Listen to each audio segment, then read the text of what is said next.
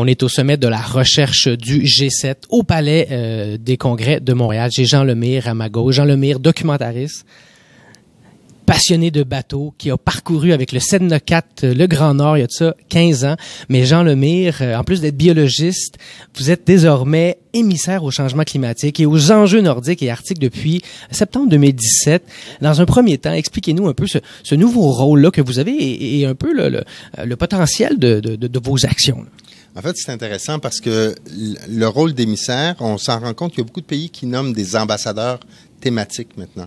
Donc, mon rôle est vraiment d'aller représenter le Québec, mais également d'aller chercher des bonnes idées ailleurs, dans d'autres pays qui sont très actifs en changement climatique, par exemple, et en affaires nordiques.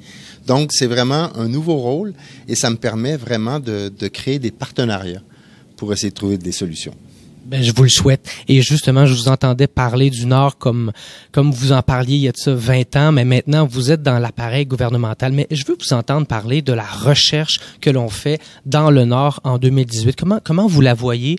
Comment on gagne à la faire peut-être de manière différente, là? Je pense que on est en train de vivre une transition vraiment dans l'Arctique. Vous savez, le Québec s'est rendu le hub de la recherche nordique en Amérique du Nord. Et on veut garder ce rôle de leader.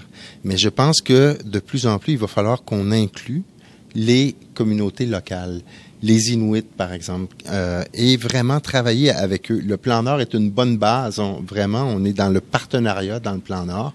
Mais là, on le voit, ça va aller au-delà des frontières du Québec. Et donc, comment s'assurer qu'il y a un respect de l'inclusion du savoir traditionnel, par exemple. Mm-hmm. Et on le voit, là, il y a plein de pays qui n'ont rien à voir avec l'Arctique, qui se font construire des brises-glaces maintenant. Hein? On pense à la Chine, qui est en train de s'en faire construire un deuxième, le Japon, la Corée. Donc, il y aura de plus en plus de monde et il faut juste se rappeler que l'Arctique, ce n'est pas juste un territoire de ressources. Il y a des gens qui vivent là et on peut, je pense, les écouter et les inclure, les mettre autour de la table, puisque la gouvernance de l'Arctique va changer beaucoup. C'est inévitable. Et donc, comme les temps changent, la façon dont on fait de la science doit changer aussi.